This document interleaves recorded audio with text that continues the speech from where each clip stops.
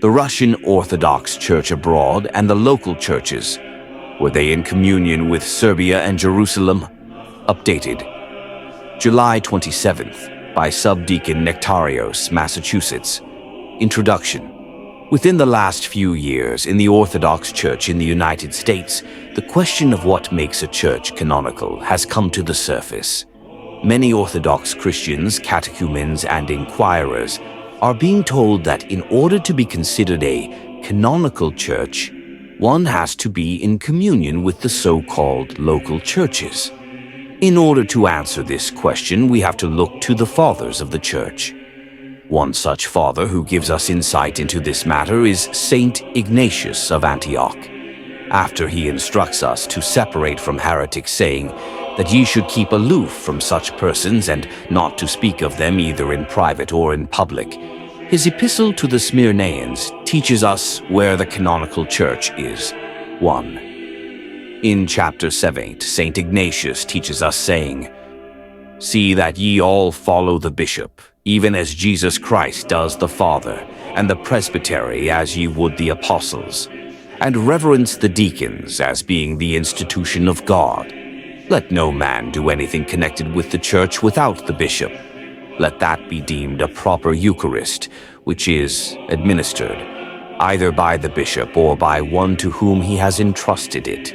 Wherever the bishop shall appear, there let the multitude of the people also be. Even as, wherever Jesus Christ is, there is the Catholic Church. It is not lawful without the bishop either to baptize or to celebrate a love feast, but whatsoever he shall approve of, that is also pleasing to God, so that everything that is done may be secure and valid too." The two criteria for maintaining apostolic succession are that the bishops have been canonically consecrated by bishops who have historical apostolic succession themselves, and that they are maintaining the Orthodox faith. In the recent history of the Russian Orthodox Church abroad, prior to the 2007 union with the Moscow Patriarchate, there have been many different accusations leveled at this jurisdiction concerning its canonicity in the past. Often, people accuse them of being schismatics for not being in communion with any of the local churches or ancient patriarchates, while others have been under the false impression that ROCOR was in communion with both the Serbian Patriarchate and the Jerusalem Patriarchate during their whole history, up until the union of 2007 with Moscow.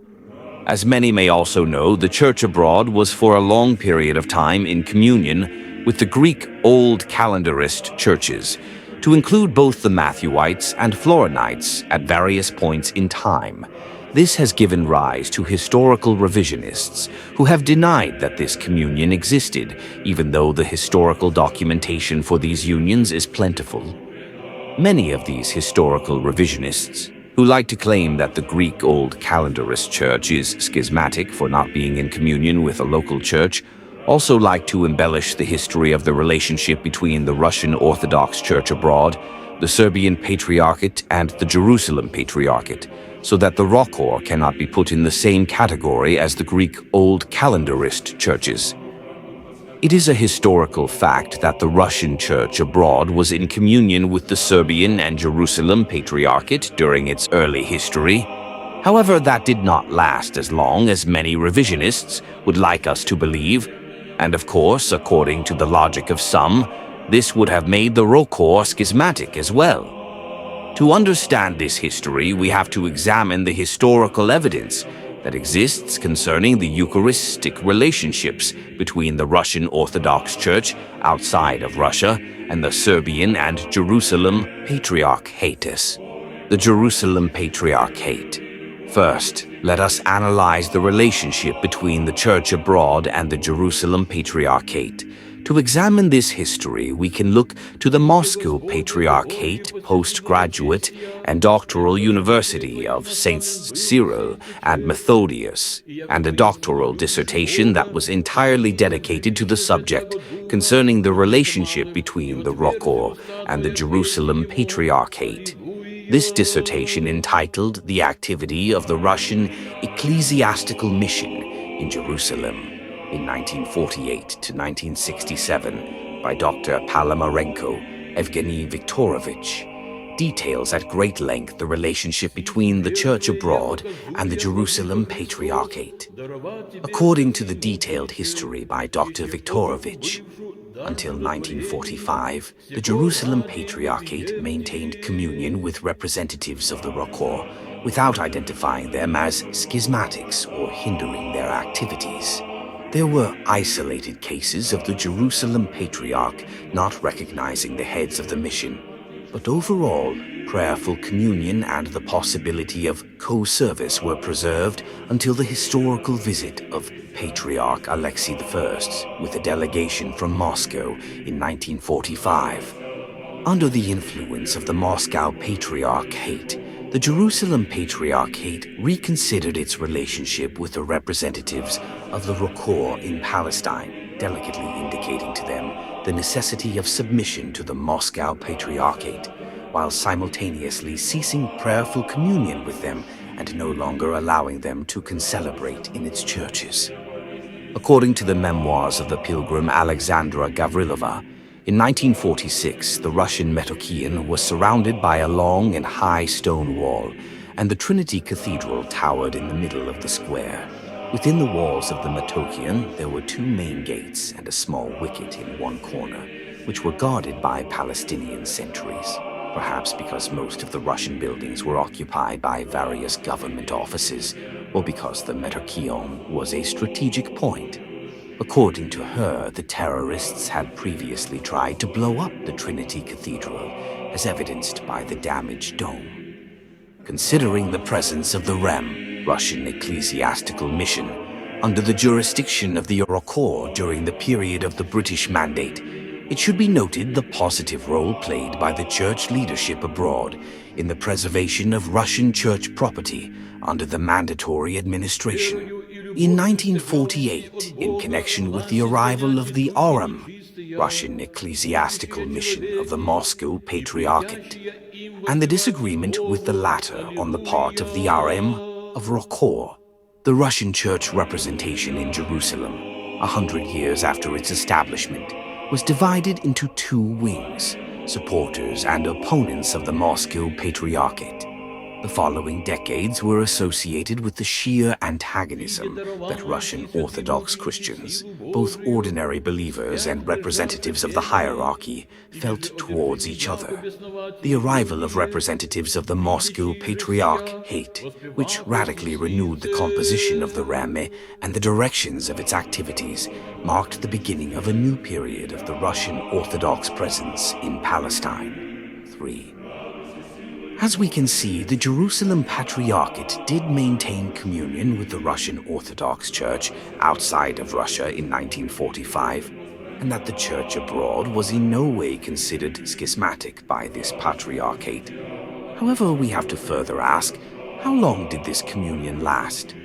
Did this Eucharistic communion between the ROCOR and the Jerusalem Patriarchate last as long as the modern historical revisionists would like us to believe?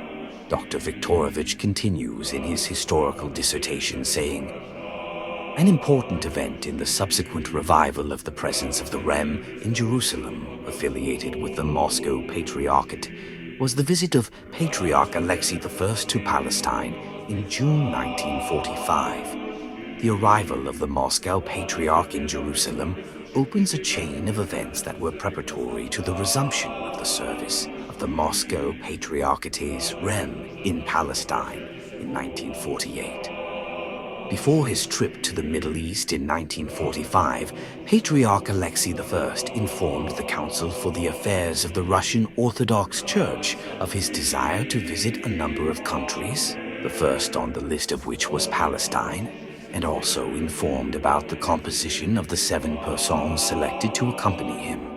In fact, the sequence of Patriarch Alexei I's visits to the Middle Eastern states was as follows. Lebanon, Syria, Palestine, Egypt. The question of Patriarch Alexei I's trip to the Middle East and Palestine was raised by the Council for the Affairs of the Russian Orthodox Church with Stalin on May 3, 1945, and on May 4th it received a positive answer. It is possible that the trip was initiated by the Soviet government in the context of relations between the Soviet leadership and the Russian Orthodox Church in the interests of Moscow's policy in the Mediterranean, a topic that is practically unexplored at present. At the same time, the position of the chairman of the Council for the Affairs of the Russian Orthodox Church, G.G. Karpov, who called on the Russian Orthodox Church to use church channels in the political interests of the Soviet Union, is well known. As a result, the Council launched numerous initiatives to involve the Russian Orthodox Church in international work. It was intended to use the Church as a tool to strengthen Russian influence abroad, including in the largest cities of the world, where embassy churches and missions had previously operated.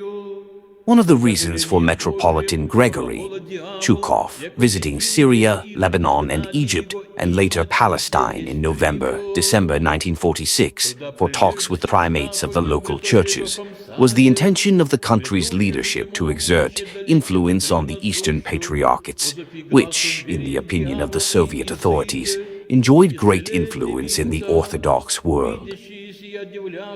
It is possible that the ecclesiastical policy of the USSR in the Middle East pursued the goal of placing the Soviet Union among the states that hoped to participate in the collective guardianship of Palestine.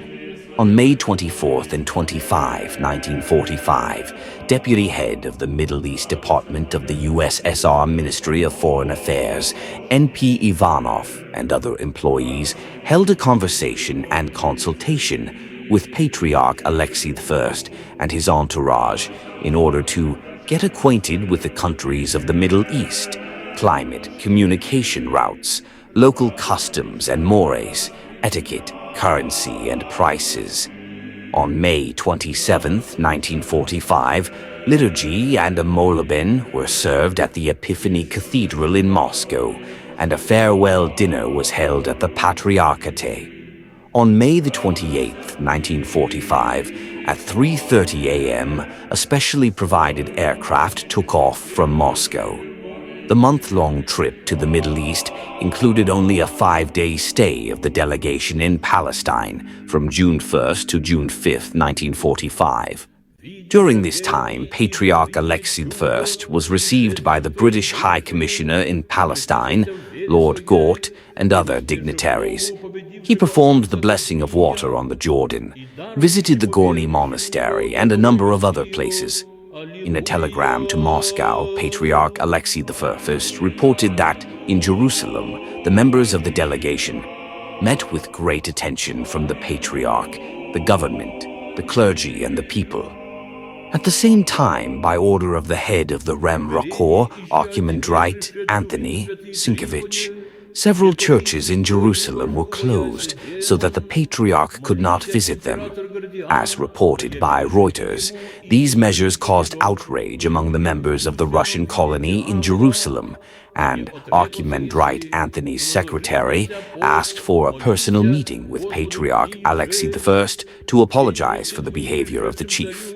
Archimandrites Nektarios, Rozov, and Ambrose Sorokin also met secretly with Patriarch Alexei I. From the report of Archimandrite Anthony Sienkiewicz, it is known that in the Russian monasteries on the Mount of Olives and in Gethsemane, Patriarch Alexei I unexpectedly appeared, accompanied by his own and a Greek retinue. In the churches of both monasteries, he went into the altar. In Gethsemane, Abbot Seraphim Sedov defiantly refused to take a blessing from Patriarch Alexei I, and the nuns of the monasteries did not approach the Patriarch. It is noteworthy that half a century later, almost the same situation was repeated during the visit of Patriarch Alexei II to Jerusalem, when the abbess of the Mount of Olives monastery refused to allow the Patriarch to enter the monastery. As a result of Patriarch Alexei I's visit to Palestine in the summer of 1945, the Patriarchate of Jerusalem ceased its ties with representatives of the Russian Orthodox Church outside of Russia, as they did not recognize the Moscow Patriarchate. From that time on, the concelebration of the clergy of the Patriarchate of Jerusalem with the clergy of ROCOR in Palestine ceased. The latter were admitted to the holy places only as pilgrims. In turn, the Greek and Arab clergy were issued an order by Patriarch Timothy not to participate in divine services in ROCOR churches, although their visits without serving in them subsequently repeatedly took place for. As we can see, this Eucharistic communion was broken very early in the life of ROCOR in 1945, as a result of Patriarch Alexei I of the Soviet Moscow Patriarchate entering into communion with the Jerusalem Patriarchate. During this period of history, it was very well known that the Russian Church abroad would not enter into Eucharistic communion with those jurisdictions that were in communion with the Soviet Moscow Patriarchate, which was not only unrepentant for their capitulation to the godless Soviet authorities in 1927 by Sergius, but who, by this time, were actively cooperating with the Soviet government. It should be noted that over the course of time, although the Russian Orthodox Church abroad and the Jerusalem Patriarchate were not in Eucharistic communion with each other and did not concelebrate with each other as these letters show, some members of the Russian Church abroad living in Jerusalem continued to commemorate the Jerusalem Patriarchate and use anti-mentions originally provided by the Jerusalem Patriarchate, according to some sources. The reason for this could be multifaceted, possibly due to ignorance, laziness, indifference, or out of habit. But this was a localized issue/practice, and as the history shows, was not applicable to the Russian Orthodox Church abroad and the Jerusalem Patriarchate relations as a whole. The Serbian Patriarchate.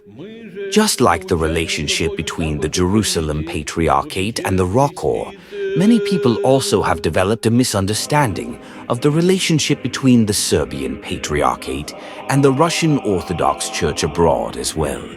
Many are under the impression that ROCOR was in communion with the Serbian Patriarchate for their entire existence, so that they can claim ROCOR was canonical on the basis that they were in communion with a local church. Many conservative new calendarists, historical revisionists, and resist within ideologues who are promulgating the narrative that the Greek old calendarists are schismatic because they are not in communion with a local church, are trying to skew the history of ROCOR to say that they were always in communion with the Serbian Patriarchate, so they can spin ROCOR's history to suit their historical narrative and support their ideological agenda. However, sifting through the historical evidence available uncovers the historical reality, and we can see that what is being displayed as truth by many historical revisionists is in reality pure obfuscation to push a specific narrative. The first place to look is in the letters between hierarchs that were written contemporaneously.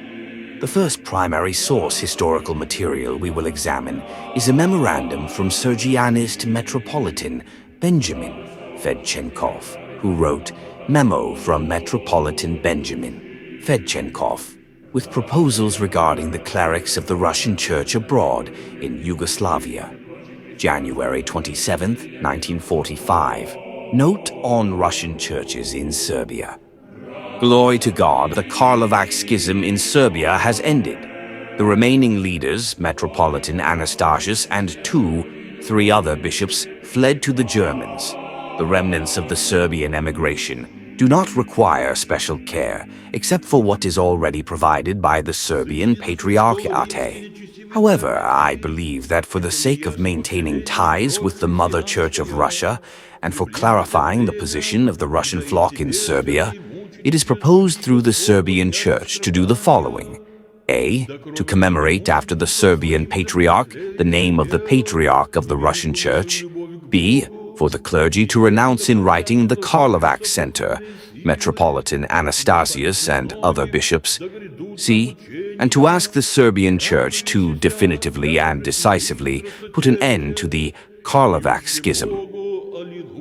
Signed, Metropolitan Benjamin Tor 5. This letter from this Sergianist Metropolitan is referencing ROCOR and Metropolitan Anastasius as a schism from the so-called Moscow Patriarchate, which in times past was referred to as the Karlovci Schism, since the bishops of the Russian Church abroad lived in Karlovac, Serbia, with the blessing of then Patriarch Varnava. This January 1945 letter tells us that it was on the agenda of the Soviet Moscow Patriarchate to coerce the Serbians to break communion with the ROCOR in favor of recognizing the Soviet Patriarchate instead. In a letter dated April 18, 1945, from Metropolitan Joseph Zvijovich, the Metropolitan of Skopje, to Bishop Sergei Larin, a representative of the Moscow Patriarchate, is responding to a letter that the Sergianist Bishop Sergei Larin had previously wrote to the Metropolitan of Skopje. Metropolitan Joseph of Skopje delivers to Sergei Larin a decision of the Serbian Patriarchate concerning the Russian Orthodox Church outside of Russia and its hierarch, saying, letter from Metropolitan Joseph Zvijovich to Bishop Sergei Larin. In response to the proposal to condemn the Russian Church abroad, 6. April 18, 1945. To His Grace, Bishop of Kirovograd and Administrator of the Odessa Diocese, Mr. Sergei, as a representative of His Holiness, the Patriarch of Moscow and all Russia, regarding your fraternal esteemed letter dated April 16, 1945, in which you, as the representative of His Holiness, the Patriarch of Moscow and all Russia, kindly expressed a desire for our Church to also condemn the activities of the Russian emigrant episcopate and clergy directed against the Mother Russian Church, as the Council of Russian Bishops on September 8, 1943 in Moscow condemned, we have the honor, based on the decision of the Holy Hierarchical Synod of the Serbian Orthodox Church, to provide the following response. The Serbian Orthodox Church, guided by established canonical order, has always maintained canonical communion with the Russian Orthodox Church and recognized the Orthodox Church headed by the late Patriarch Tikhon as the only lawful and canonical Russian Church. Our Church did this despite all the difficulties it encountered in its communication, either due to the divisions within the Russian Church itself or due to its failure to establish relations with other Orthodox churches in the East. As evidence of this, we cite the fact that our Church never recognized not only separate church factions that illegally arose within the Russian Church, but also the independence of its separate parts, such as the churches in Poland, Ukraine, Finland, Latvia, and others. Based on such a position, the Serbian Orthodox Church has since 1920 accepted some refugee bishops and priests of the Russian Church onto its territory as guests, granting them certain rights of church activity among its Russian flock of refugees. It did this out of great love for the Russian Church and the Russian people, and with the aim of preserving their national consciousness and church customs at that time, when these fleeing Russian bishops and clergy were an integral part of the Russian hierarchy, which was undergoing persecution.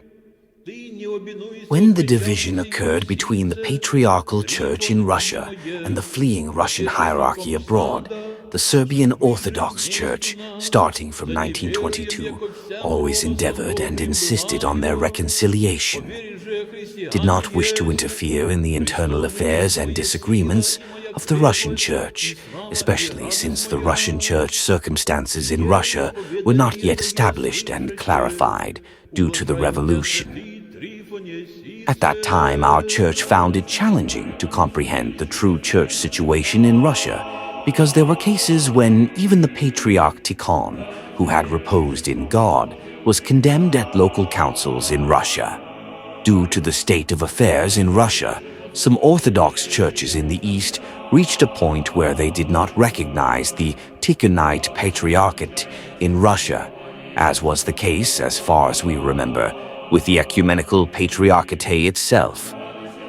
Now, when normal church circumstances have been established in Russia, and when our church is able to freely, canonically, and unimpededly communicate with the Patriarchal Russian Church, which it has always recognized as the only lawful church in Russia, the Serbian Church is ready to sever all church communion with all those church factions of the Russian hierarchy that the Russian Patriarchy has condemned as illegal and non-canonical according to existing canonical regulations. As for Archbishop Hermogenes, who through his actions caused great harm to the Serbian Church, our church will bring him to trial and condemn him if the Russian Church does not do so, but we would prefer the Russian Church to take this action.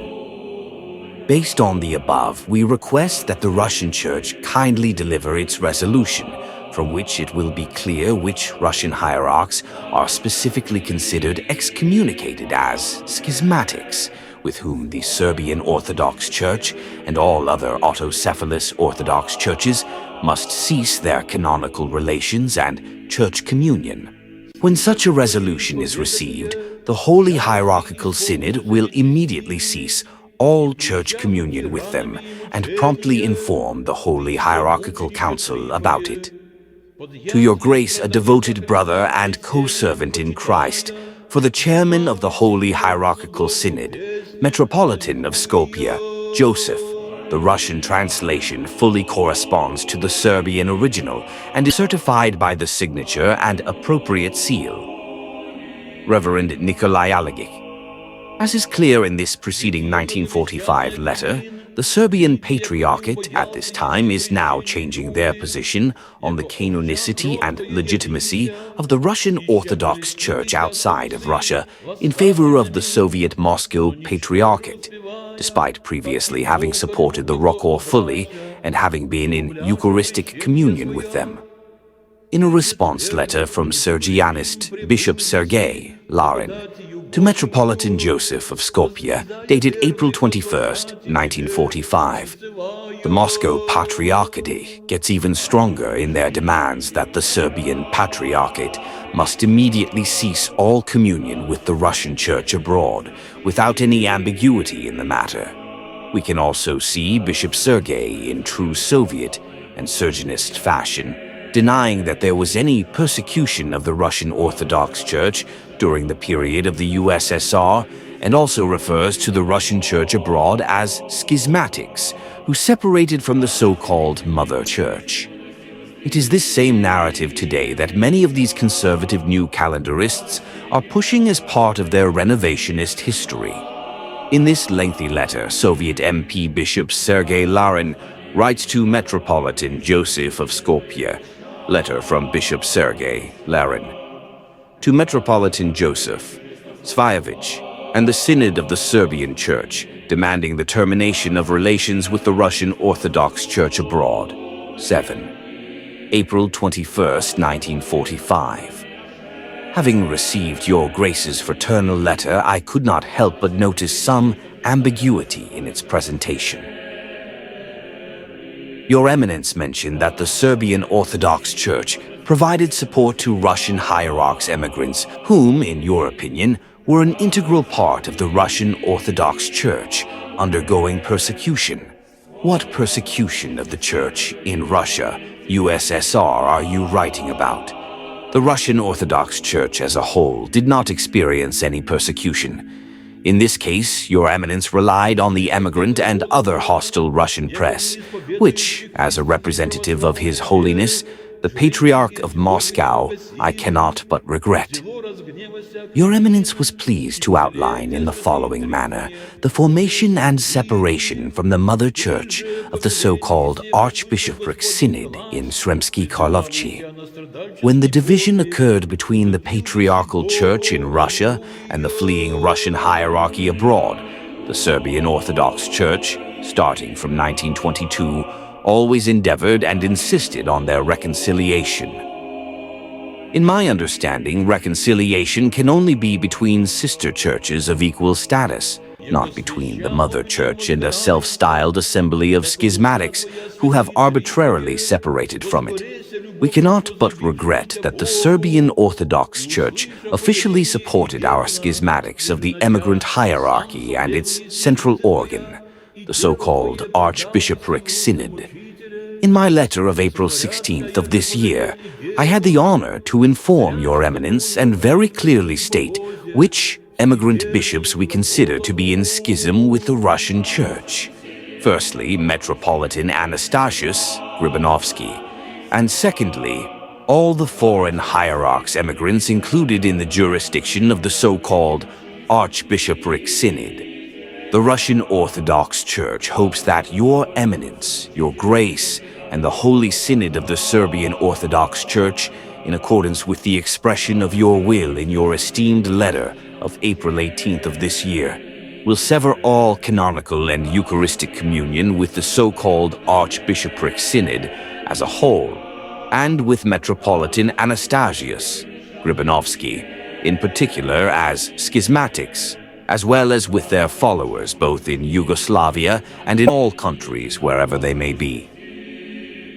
Please inform the heads of the autocephalous churches about this. Your Eminence, I have the honor to be your brother, co-servant, supplicant, and most humble servant, Bishop of Kirovograd, representative of His Holiness, the Patriarch of Moscow and all Russia. In response to this letter, pervious letter to Soviet Bishop Sergei Larin, Metropolitan Joseph of Skopje writes a reply dated April 24th, 1945, this time to Patriarch Alexei I, informing them of the cessation of communion between the Serbian Orthodox Patriarchate and the Russian Orthodox Church outside of Russia. In this letter, Metropolitan Joseph of Skopje, as the deputy of the Patriarch of Serbia, writes, "Letter from Metropolitan Joseph Cvijovic to His Holiness Patriarch Alexei, reporting the cessation of communion between the Serbian Church and the Russian Orthodox Church abroad. 8. April 24th, 1945. Your Holiness, regarding the letter from the representative of Your Holiness, His Grace Bishop of Kirovograd and Administrator of the Odessa Diocese, Mr. Sergei, dated April 21st, 1945, in which His Grace, in connection with our letter of April 18th, 1945, Sin. No. 664, our entry 175 of 1945, reminds that among the Russian bishops emigrants in schism with the Russian Church, first of all, Metropolitan Anastasius Gribanovsky, and all those under the jurisdiction of the so-called Archbishopric Synod of Foreign Hierarchs. Emigrants must be considered. I have the honor to respond to Your Holiness as follows. Although His Grace Bishop Sergei of Kirovograd did not provide a full response to our aforementioned letter of April 18th, 1945, Sin.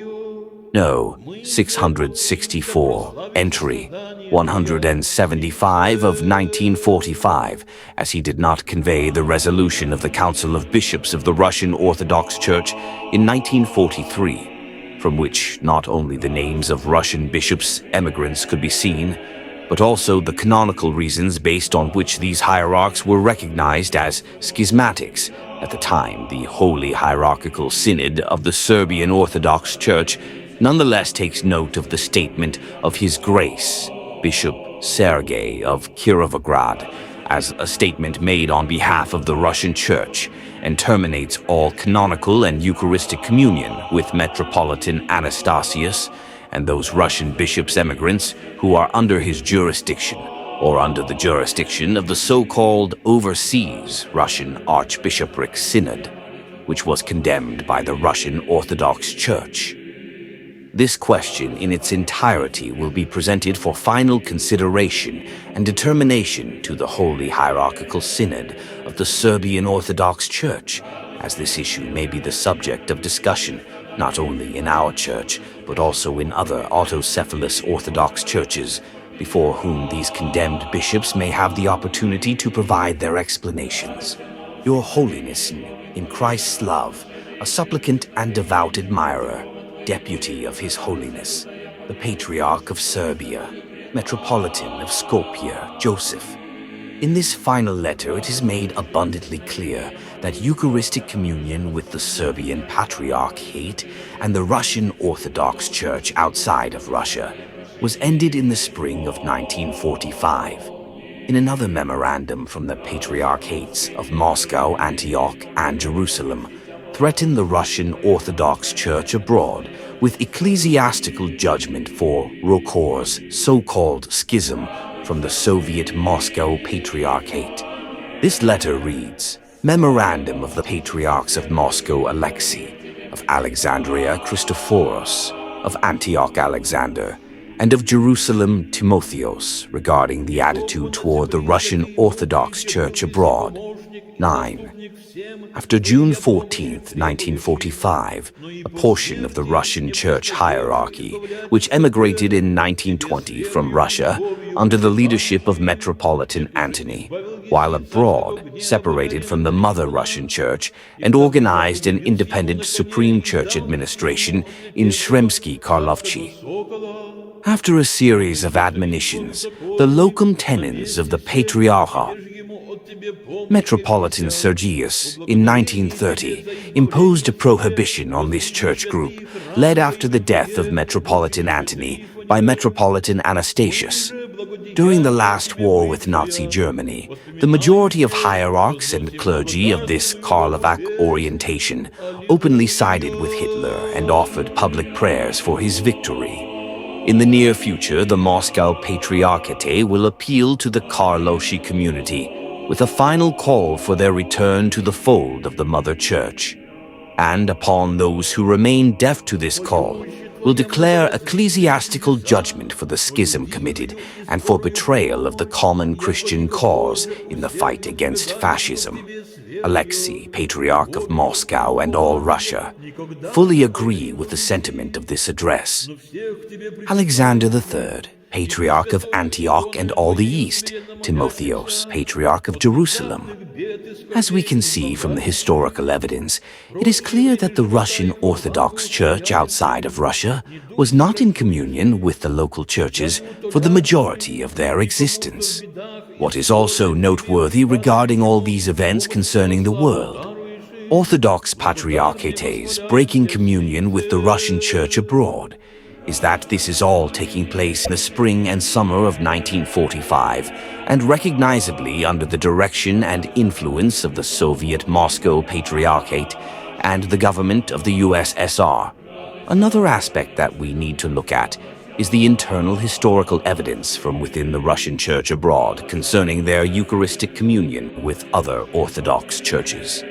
One place we can gain much historical evidence from is the private letters of Hieromonk Seraphim, Rose. In multiple letters from Father Seraphim, dating between 1962 to 1982, he explains to those he was writing to that the Russian Church abroad is not in communion with other global Orthodox jurisdictions, to use his own terminology. For example, in letter 51 to Father David Black, dated June 8, 1970, Father Seraphim Rose writes, "The Synod's position of truth and principle, of what orthodoxy is and what it is not, will be presented in detail in future publications. Our Orthodox Word will soon print Father Michael Askul's excellent reply to Father Schmaman's attack on the sorrowful epistle. Father Meyendorff turned it down, predictably, in the hope of setting straight Father Schmaman's distortions and faulty theology. Father Michael has now come to the Synod, not because he thinks that Metra Philip is a heretic, but because in not breaking off with Moscow over the issue of giving communion to Roman Catholics, he enters also into crypto-unitism, as the Metropolia already has done far more decisively. Global Orthodoxy has not listened to the Synod's pleas, and therefore those who wish to remain Orthodox have no choice but to leave global Orthodoxy. In the 15th century, those who were not with Saint Mark of Ephesus were not in the Church, and this situation is being approached today. 10. Father Seraphim, in his letter, 253, dated April 10, 23rd, 1978, to Mr. Stamos, writes, "With regard to jurisdictions, we are in full communion with the Greek Old Calendarist jurisdiction of the Archbishop Nektarios in Athens and with the Catacomb Church in Russia. With other jurisdictions, our relations are strained, and in some cases broken altogether, owing to the sad history of 20th century orthodoxy outlined above. Our church as a whole simply refuses to accept the excommunications hurled by the various jurisdictions against each other under the heated circumstances of controversy. But on the other hand, a state of free intercommunion does not exist between us. In our own case, we would not be able to concelebrate with the priests of any other jurisdiction. As for laymen, whose responsibility in these sad divisions is much less, but who still must be striving to be conscious and responsible Christians, those who wish to receive Holy Communion must go to confession first, and must be prepared to accept instruction from the priest in preserving oneself in true orthodoxy." 11. The last piece of internal historical evidence that we can examine is from a publication from Holy Trinity Monastery in Jordanville, New York, entitled "The Truth About the Russian Church Abroad" by Michael Rodzianko in the 2002 edition. In this latter edition, with an appendix from Rasifor Monk Vsevolod, 1996, the author details the contemporary situation of the Russian Orthodox Church abroad and who they are in communion with. In this Jordanville publication it states, "The Church abroad, being sufficiently well informed about the character and aims so pernicious for the Church of the ecumenical movement, is not a member of the World Council of Churches and does not take part in any of its work whatsoever. Moreover, under ecumenism, instead of an open and vocal witness to orthodoxy, the Orthodox churches travel a path searching for compromising dogmatic, ecclesiological, and other commonalities with non-Orthodox and even non-Christian confessions. The leadership of the Church abroad has more than once expressed its negative attitude toward ecumenism, and has not changed this position till this day. More evidence of the correct path of the Church abroad, besides the above-mentioned, is that her ties with her sister, Old Calendar churches, in Greece, Romania, and Bulgaria, are being supported and strengthened. However, the Church abroad has no canonical union with the Eastern Patriarchates, which represent official orthodoxy because of their participation in the ecumenical movement and their acceptance of the new calendar. 12. Finally, in the last historical example we have from the Russian Church abroad is a letter from Archbishop Leonti Filipovich in 1966, writing Bishop Petros of Astoria from Chile saying, "Paschal greetings from me to Brother Gerasim and Dmitri. Some of the Serbian monks are rather displeased with me that I do not recognize Bishop Dionysii as a bishop. Of course, I cannot recognize him. And the fact that he, together with the self-consecrators, ordained for himself an assistant, and then they, with their chicken brains, argue that he can be received by repentance. Well, that's the Athenites for you. Hieromonk Stephan at the Church of St. Savas in Karies is of the same opinion. I likewise do not recognize Patriarch Herman, and Dionysi was subordinate to them before he was banned, and was deposed of his disgraceful conduct by them. The Serbian Church should receive a bishop from us, as did the Bulgarian. I have written Archbishop Avaki more than once concerning this, that he, together with you or with others, consecrate Archimandrite Arsenius, with the permission of Metropolitan Philaret. There is no other way out for the Serbs." 13. Be well and preserved by God. I ask for your hierarchical prayers. Your loving brother and supplicant before God, Archbishop Leonti. Now, according to some conservative new calendarist personalities on the internet, and those who get their inaccurate history from them, this makes the Russian Church abroad during this period schismatic. What these people are saying, in essence, is that St. John of Shanghai, St. Philaret of New York, Archbishop Avaki of Jordanville, Archbishop Sava of Edmonton, and Hieromonk Seraphim, Rose, etc., were also schismatic and died outside of the communion of the Orthodox Church because they did not repose in communion with a local church, despite some of these ROCOR saints being incorrupt in repose. The last historical document we can look at to further show that the Russian Orthodox Church outside of Russia was not in communion with either the Serbian Patriarchate, the Jerusalem Patriarchate, or any other New Calendarist state church is in a letter from Metropolitan Saint Vitaly Ustinov, the first hierarch of the church abroad, from 1986 to 2001.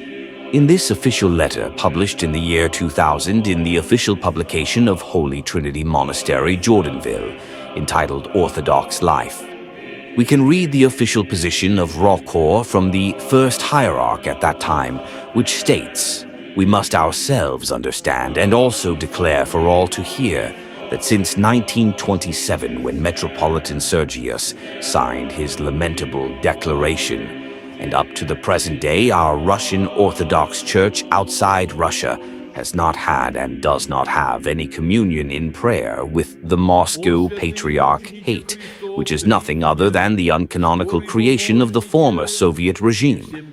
By the same token, we do not have spiritual communion with a single other autocephalous Orthodox Church, which lives its spiritual and liturgical life according to the new calendar. What liturgical communion can we have when we are still fasting? But they are celebrating the Nativity of Christ by the new calendar. According to our calendar, we are praying to one saint, while the new calendarists, in their way, are praying to a completely different saint. In other words, any kind of communion has been destroyed, both in prayer and also even in the sacraments. And so I, as first hierarch, am calling upon all of you to remain forever faithful to our Russian Orthodox Church outside Russia, and not to be confused by those appeals which we are all hearing more and more often, that we should unite and concelebrate with others in the name of a loudly proclaimed brotherly love. Where is our brotherly love when we are living in that which is most important to us, our divine services, according to different calendars, and living a different spiritual life? Let us ponder the meaning of that most important phrase, divine service, which is to say, serving God. And then we will understand that in fact we are serving God Himself in different ways. 14. The historical evidence show us that as early as 1945 into the 1970s and as far as the early 2000s, ROCOR did not, as far as we know based on the information currently available, maintain Eucharistic communion with any Orthodox Patriarchate, but was instead in communion with the old calendarist churches of Greece, Bulgaria, and Romania. So now we have to ask, is a criterion for canonicity to be in communion with at least one particular local church, as many are constantly preaching and teaching, or does canonicity rely on what the Fathers teach us, which is the maintaining of Orthodox Christian doctrine and receiving apostolic succession by two or more canonical hierarchs through the laying on of hands? Can an Orthodox hierarch openly preach and teach heresy, or a local synod adopt heresy as a body, that is, ecclesiology of the World Council of Churches, and still claim to be canonical? It is clear that the Russian Orthodox Church abroad during this period received their apostolic succession from the Russian Church prior to the schism and apostasy of the Moscow Patriarchate in 1927, with the adoption of Sergius's declaration of loyalty to the God-hating atheist Soviets, and long before the Soviet Moscow Patriarchate became a full member and adopted the ecclesiology of the World Council of Churches in 1948. Although not in communion with any of these official patriarchates or local churches, ROCOR was nonetheless entirely orthodox in its doctrines, maintained its historical apostolic succession, and was truly a canonical Orthodox Christian church.